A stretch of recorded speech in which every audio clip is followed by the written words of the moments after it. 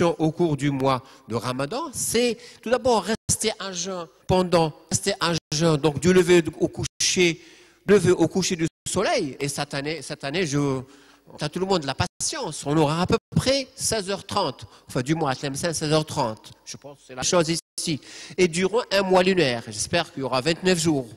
30 jours. Alors, rester à jeun, ça veut dire quoi? C'est-à-dire se priver de nourriture, de boissons, de médicaments, donc oraux, ça c'est sûr, injectables, point d'irrigation, donc c'est discutable, par exemple pour les antibiotiques, par voie intramusculaire, intraveineuse, pas de problème, et aussi de relations sexuelles.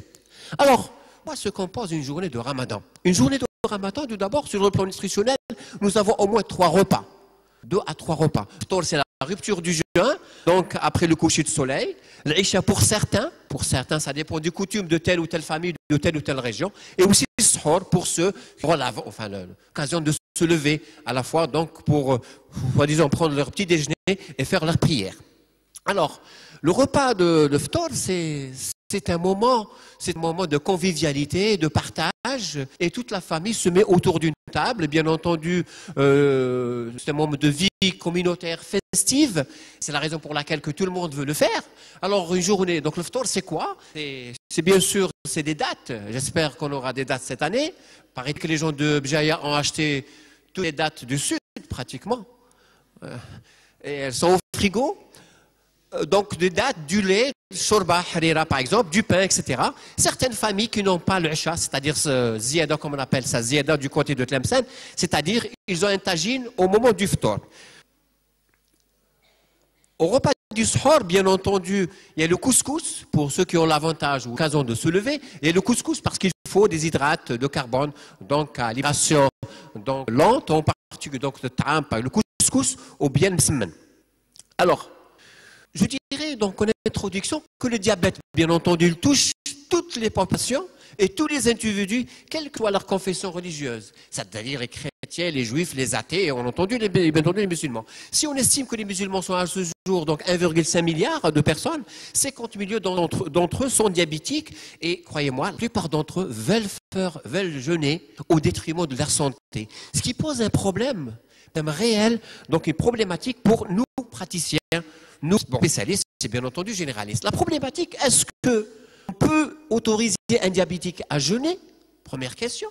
Deuxièmement, quels sont les arguments pour ou contre? Donc c'est ça la deuxième problématique. Troisième problème, si on va l'autoriser, ce monsieur diabétique ou cette dame diabétique, est-ce que, si oui, il faut d'abord savoir déterminer les risques à court terme, c'est-à-dire risques d'hypoglycémie, d'hydratation, d'acidocétose par exemple, de mesurer les conséquences à long terme et aussi est-ce qu'on peut l'aider? Parce que croyez-moi, nos malades diabétiques, ils jurent sur le bon Dieu, ils disent que nous sommes une moute. Vous le savez, ça dans votre pratique. Ça, c'est comme ça qu'on a appris avec nos patients. Au départ, on était tous contre le jeûne, surtout les patients qui sont sous insuline. Mais avec le temps, depuis 5, 10, 15, 20 ans, on a appris avec nos malades. Ce ne sont pas les recommandations que je vais vous dicter tout à l'heure, mais on a appris avec les malades. Donc, il doit savoir, le malade diabétique algérien, il va jeûner coûte que coûte, qu'il est sous insuline ou pas, il va jeûner, mais toujours est-il au détriment de complications qui peuvent mettre en jeu son pronostic vital. Mais là, ce qui nous intéresse, c'est comment les accompagner. S'ils veulent jeûner coûte que coûte, comment les accompagner par l'autosurveillance glycémique.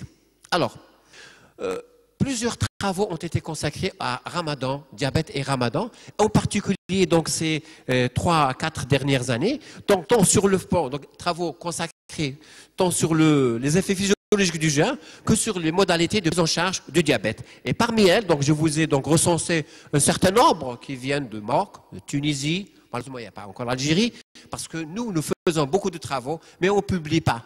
Nous Algériens, on ne publie pas. Alors que les Tunisiens publient, les Marocains publient. Bon, il y a des Hindous, il y a un peu de tout ici. Ce qui fait que les travaux, donc parmi les travaux qui ont été faits, même des praticiens français, par exemple, comme ce monsieur Pascal Degris, qui a réalisé une enquête auprès des diabétiques de type 1, sujet adolescent, maghrébins, en France. Alors, il a parmi donc, son questionnaire et son enquête, il a donc essayé d'approcher les différentes opinions. Tout d'abord, les parents de ces sujets diabétiques de type 1, adolescents. Les parents font pression sur leurs enfants pour qu'ils ne jeûnent pas parce que c'est un risque péjoratif de jeûner. De secondo, l'imam, le religieux, il se cache derrière la législation musulmane. Il dit donc il a mais il renvoie la balle au médecin. Le problème, c'est que le médecin en France, il n'est pas toujours pieux, il ne connaît pas la religion, il ne connaît pas ce que c'est les Ramadan, il ne connaît pas ce que le jeûne. Souvent, c'est des Français, même si c'est des Algériens ou des Maghrébins, ils ne connaissent pas la portée de Ramadan, ce qui fait pour eux, c'est un dilemme et ça pose un problème. Alors, problème, maintenant les adolescents, vrais malades, qu'est-ce qui les intéresse? Tout d'abord, ils veulent faire Ramadan coûte que coûte. Ils veulent marquer leur appartenance, ça c'est très important, et surtout s'identifier sur le plan religieux par rapport aux juifs ou par rapport, par exemple, aux chrétiens. Et pour eux aussi, le diabète n'est pas une maladie aussi grave qu'on ne le pense, donc ils voudraient bien entendu le faire. Alors pour ces patients, pour ces diabétiques de type 1 qui le font, il y a trois catégories. Enfin, il y a trois catégories de diabétiques de type 1. Le premier groupe qui ne font pas Ramadan, mais le problème, c'est qu'ils mangent non seulement leur repas, aussi ils participent, j'ai dit tout à l'heure, au repas festif de toute la famille, donc ils s'exposent à des hyperglycémies. Le deuxième groupe, ceux qui disent ne pas le faire, mais le font en réalité. Ce sont des patients diabétiques de type 1, ils ne reconnaissent pas le faire, mais ils le font à l'insu des praticiens. Et ceux-ci qui posent le plus de risques et plus de problèmes, parce qu'ils s'exposent donc à des risques de complications aiguës, et aussi ils arrêtent leur traitement pour faire et s'exposent aux hyperglycémies, et bien entendu, un jour ils le font, un jour ils le font. Le troisième problème, troisième groupe, ceux qui posent le moins de problèmes, c'est qui reconnaissent explicitement de le faire, et bien entendu, ils sont accompagnés, ils posent de problèmes, ils sont accompagnés, et ils connaissent aussi, ils mesurent l'importance et l'enjeu du diabète et de leur traitement. Alors maintenant, notre étude faite sur à peu près 13 pays arabes, musulmans. Alors une étude qu'on appelle Epidia, qui est donc liée, alors elle a essayé de dresser le profil épidémiologique diabétique de type 1 et de type 2 dans le monde musulman, et aussi elle a essayé d'étudier les complications. Elle a réuni quand même une grande population, plus de 12 000 personnes, dans 13 pays, l'Afrique du Nord et l'Asie. Donc chaque médecin généraliste, spécialiste, avait le droit de recruter des patients. Donc, il y avait 100 patients par pays. Alors, quels étaient les résultats? Tout d'abord, l'âge moyen était de 31 ans pour le type 1, le type 2, 54 ans. Le deuxième problème, le niveau intellectuel et de scolarité et de formation pour les types 1 était de 70%. Ils assuraient un autocontrôle satisfaisant dans l'ordre de 67%. Et malheureusement, le problème, c'est qu'ils ne changeaient pas leur traitement. Ils gardaient leur dose d'insuline. Alors, ce chiffre-là vous dit beaucoup de choses. Est-ce que les Saoudiens sont plus musulmans que nous? Bon, ça pose débat. Les Saoudiens, pour le type 1, 7 sur 10 font le jeûne, font Ramadan.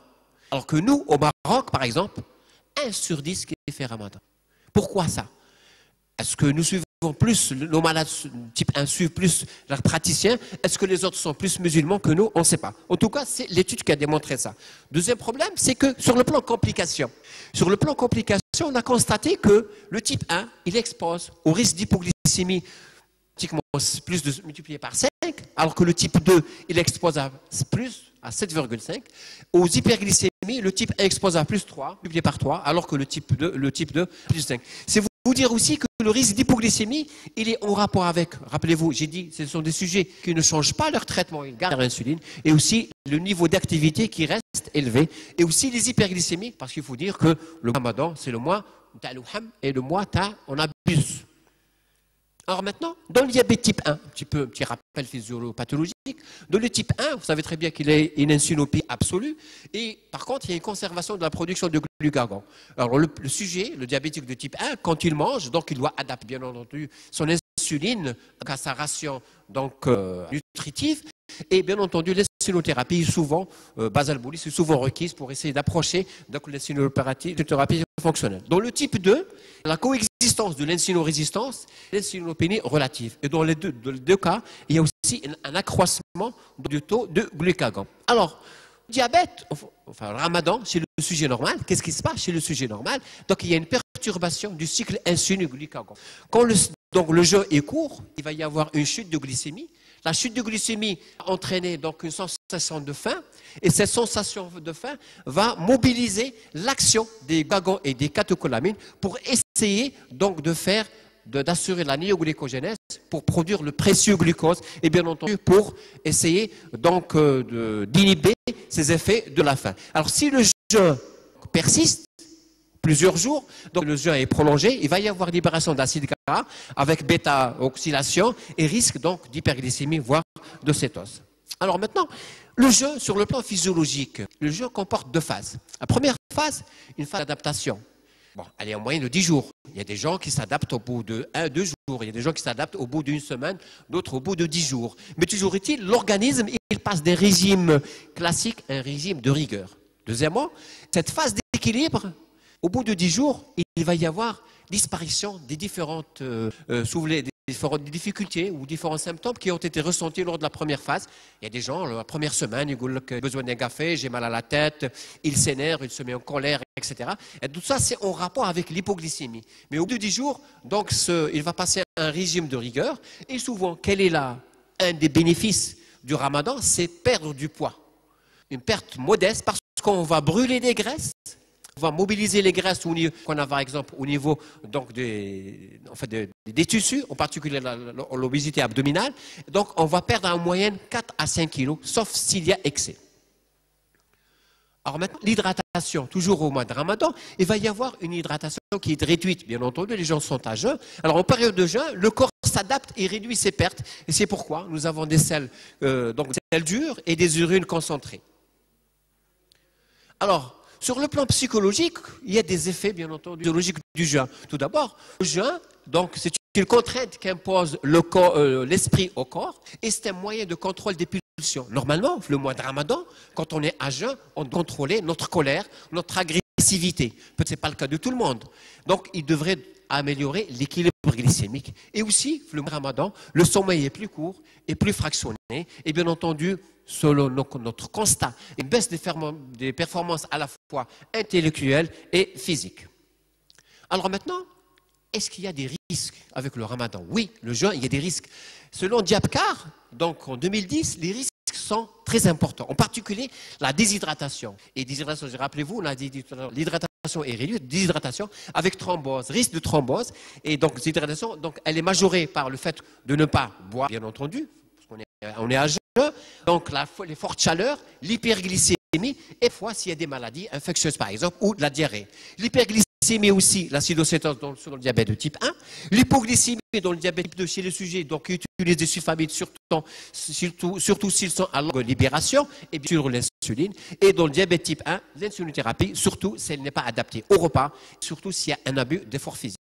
Et aussi, parmi les autres risques potentiels au cours du jeûne, c'est la décompensation de pathologies, donc entre autres cardiaques, hypertensives ou autres. Alors maintenant,